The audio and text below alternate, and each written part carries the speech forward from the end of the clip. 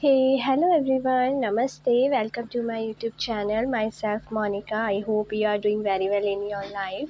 I am a service provider as a teacher and a guider of yours. I am going to share with you some free content of related to the business statistics subject.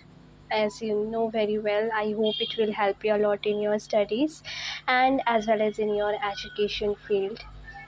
So let's get start. Background noise को थोड़ा सा avoid कर देना, sorry for inconvenient बेटा। Okay, सो देखिए, अब हमने जो क्लासिफिकेशन डाटा था ना, ठीक है, वो हम कर चुके हैं, उसके न्यूमेरिकल क्वेश्चंस भी कर चुके हैं, ठीक है। अब हम टैबुलेशन टॉपिक करेंगे। इसमें हम पहले थ्योरी करेंगे टैबुलेशन की, उसके बाद हम इसके न्यूमेरिकल क्वेश्चंस करेंगे, ठीक है। तो आज हम टैबुलेशन की थोड़ी सी क्या करेंगे, थ्योरी पार्ट करेंगे, ठीक है। आप देख सकते हैं जैसे कि थ्योरी में क्या है टैबुलेशन के। सो फर्स्ट पॉइंट जो है वो क्या है, after classification of data it is arranged in statistical table, ठीक है। सो जो भी कम क्लासिफिकेशन होता है डाटा का, हम जब कर देते हैं क्लासिफिकेशन डाटा का, उसके बाद हम उस डाटा को अरेंज करते हैं स्टैटिस्टिकल टेबल के थ्रू, ठीक है। टैबुलेशन ऑफ डाटा में be defined as systematic arrangement of data in columns and rows. तो टैबुलेशन ऑफ डाटा में भी किस तरीके से डिफाइन हो सकती है, सिस्टमैटिक अरेंजमेंट होता है डाटा का, जिसे कॉलम्स और रोज के थ्रू किया जाता है, ठीक है। Rows are horizontal arrangement while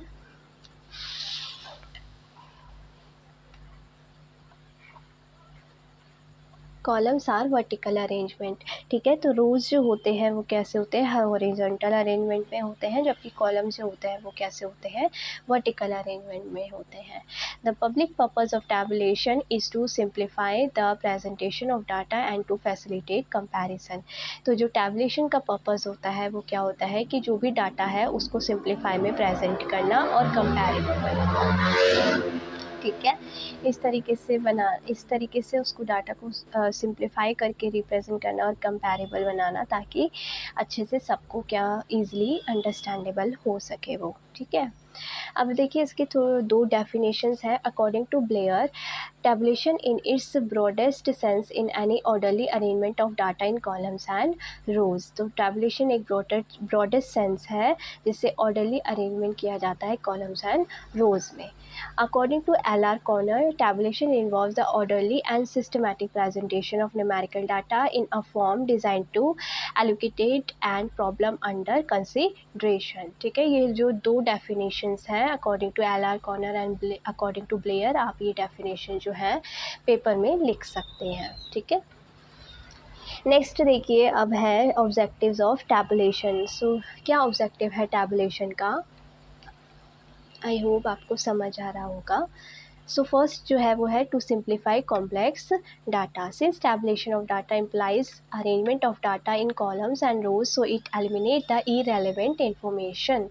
so tabulation of data को हम इस तरीके से अरेंजमेंट करते हैं, उस डाटा की इम्प्लाइज करते हैं कॉलम्स एंड रोज में, ताकि उसमें से हम इरेलेवेंट इन्फॉर्मेशन जो है उसको क्या कर सके, एलिमिनेट कर सके, उसको अलग कर सके। And it simplifies the data and make it understandable, और उस डाटा को सिंपल बना सके और ईजिली अंडरस्टैंडेबल बना सके, ताकि उसको आराम से समझा जा सके।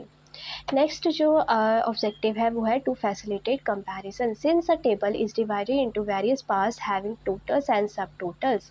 सो टेबल जो होता है उसको हम वेरियस पार्ट्स में डिवाइड कर देते हैं और उसमें टोटल एंड सब टोटल आता है। So it facilitate comparison of data over a period of time, ठीक है। उसको ओवर पीरियड ऑफ टाइम हम उसको क्या बना देते हैं, कंपैरेबल बना सकते हैं, जब हम उस टेबल को डिवाइड कर देते हैं वेरियस पार्ट्स में, जैसे कि टोटल एंड सब टोटल में, ठीक है।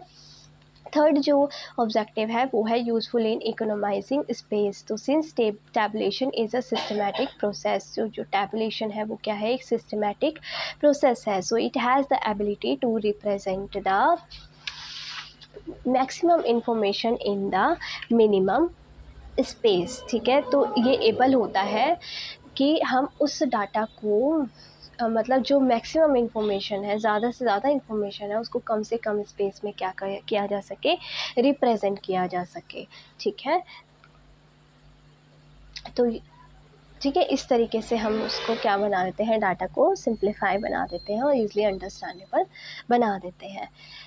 फोर्थ जो ऑब्जेक्टिव है वो क्या है, to facilitate presentation of data by diagrammatic and graphic presentation. The information contained in tabulation can be represented both diagrammatically and graphically. This enable the public to understand data easily. ठीक है, हम जो भी information होती है वो tabulation में हम रिप्रेजेंट करते हैं, तो वो कैसे कर सकते हैं, दो तरीके से कर सकते हैं, एक डायग्रामेटिकली और एक ग्राफिकली, एक डायग्राम के थ्रू, एक ग्राफ के थ्रू। ठीक है, ताकि वो पब्लिक को क्या हो सके, ईज़िली अंडरस्टैंडेबल हो सके और ईज़िली सिंप्लीफाई तरीके से वो समझा जा सके। ठीक है, ताकि पब्लिक उसको समझ सके आराम से।